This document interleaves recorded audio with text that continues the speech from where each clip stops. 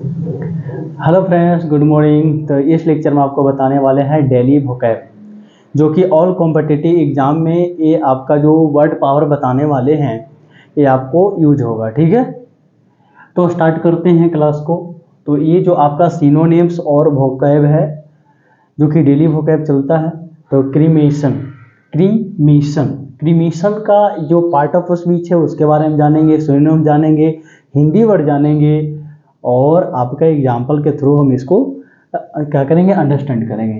अब ये आपका नाउन है, देखिए तो नाउन है ये, जो वर्ड दे रखा है क्रीमेशन, ये आपका नाउन है। ठीक है, इसका हिंदी वर्ड अगर जाने, क्रीमेशन का होता है कब्रिस्तान। क्या होता है भाई?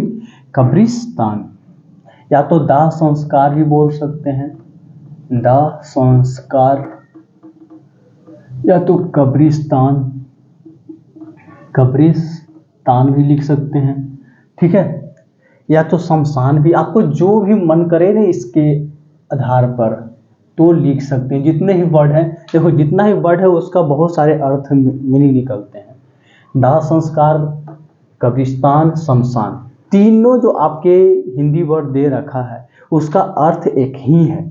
ठीक है, केवल दाह संस्कार, कब्रिस्तान, शमशान सारा एक ही है। एक क्रीमेशन नाउन है। साउंड की बात करें, प्रोनाउंसिएशन की बात करें तो इसको क्रीमेशन बोलते हैं। ये आपका सिनोनिम्स दे रखा है जो कि बहुत इंपॉर्टेंट है। सिनोनिम्स डायरेक्टली एग्जाम में आता है, इसको आप रिमेंबर कर लेना है।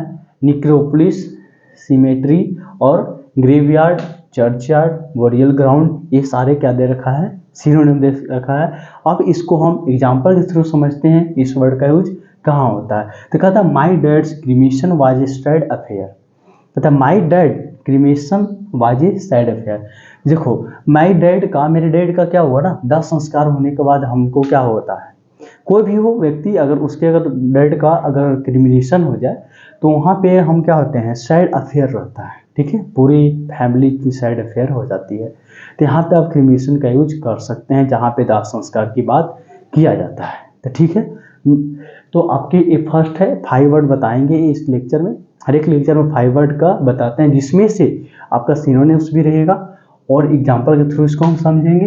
हिंदी वर्ड बताया जाएगा और इसको पार्ट ऑफ स्पीच बताया जाएगा कि कौन से पार्ट ऑफ स्पीच एडजेक्टिव है, वर्ब है, एडवर्ब है, प्रोनाउन है, नाउन है, ये सारा आपका बताया जाएगा। ठीक है, तो आपको इस वर्ड को आप लिख लो, उसके बाद में सेकेंड वर्ड बताता हूँ।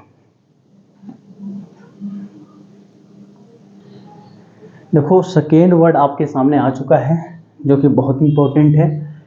हर एक वर्ड इसका इंपॉर्टेंट है, इतना ध्यान में रखना है। देखो जो भी आपके कॉम्पिटिटिव में तैयारी कर रहे हैं, खास करके एसएससी वाले के लिए, उसके लिए तो बहुत इंपॉर्टेंट है। ओके, देखो इसका अगर साउंड की बात करें, सबसे पहले तो इसका हम साउंड ही देखेंगे और उसके बाद हम इसका पार्ट ऑफ स्पीच देखेंगे। तो पार्ट ऑफ स्पीच तो नाउन है, इसको बोलते हैं एनोनिमिटी। एनोनिमिटी, एनोनिमिटी ये आपका साउंड है। इसका मतलब क्या हुआ, एनोनिमिटी का मतलब क्या हुआ, अज्ञात अवस्था या गुमनाम। क्या लिखोगे, अज्ञात अवस्था, अवस्था लिखोगे या गुमनाम लिखोगे, गुमनाम। ओके, अज्ञात अवस्था या गुमनाम, ये चीज आपको लिख सकते हैं। इसका सिनोनिम दिया है फेसलेसनेस, नेमलेसनेस, ओब्लिवियन, ऑब्सक्यूरिटी। अब कहने का मतलब ये क्या है, फेसलेसनेस, जिसका फेसलेसनेस मतलब उसका फेस दिखाई ना पड़े। जैसे कि मैं इधर आ जाऊं, क्या मेरा फेस दिखाई पड़ रहा है, फेसलेसनेस। नेमलेसनेस, जैसे कि आपको किसी का नाम ही नहीं पता हो, यानी कि अज्ञात हो, उसके बारे में पता ना हो। ऑब्सक्यूरिटी, ये बहुत इंपॉर्टेंट है। ठीक है, सिनोनिम्स। अब इसको हम, जैसा कि आपको एनोनिमिटी, ये आपका पार्ट ऑफ स्पीच देखो तो नाउन है, या अज्ञात अवस्था हो गया, ये गुमनाम हो गया, दोनों वर्ड सेम ही है, अज्ञात अवस्था या गुमनाम। कहता है इसके एग्जाम्पल से समझो क्या अर्थ निकाल रहा है। She enjoyed the anonymity of life in a large city.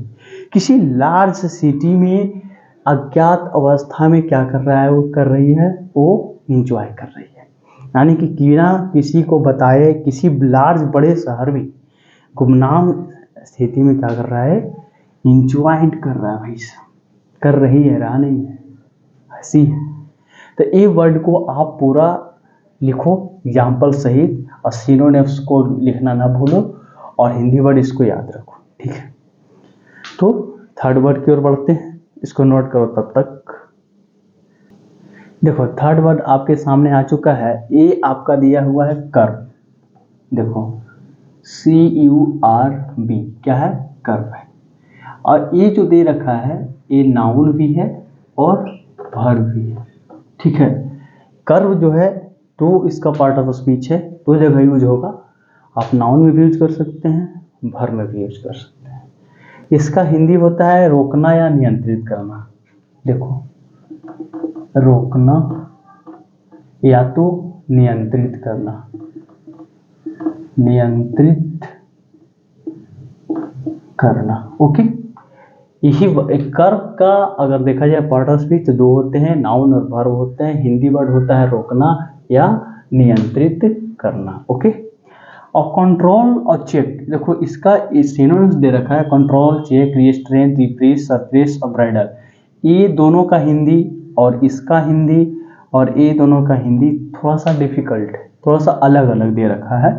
तो इसका जो आपका कंट्रोल, चेक और रिस्ट्रेन है उसको बताते हैं क्या होता है। अब देखो कंट्रोल यानी चेक, नियंत्रित करना, नियंत्रित करना, ठीक है।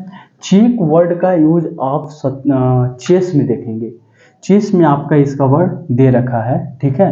बाधित, रिस्ट्रेन में का मतलब क्या होता है, बाधित करना, बाधित करना,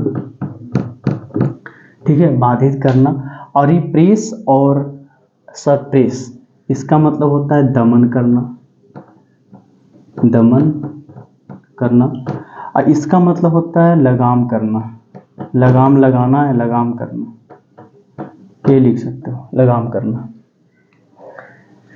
अब इतना बात ध्यान रखो कि ये नियंत्रित करना, बाधित करना, दमन करना, लगाम करना। आप देखो इस तीनों चारों वर्ड जो भी दे रखा है सबका मतलब होता है रोकना, सबका अर्थ एक ही निकल रहा है, रोकना।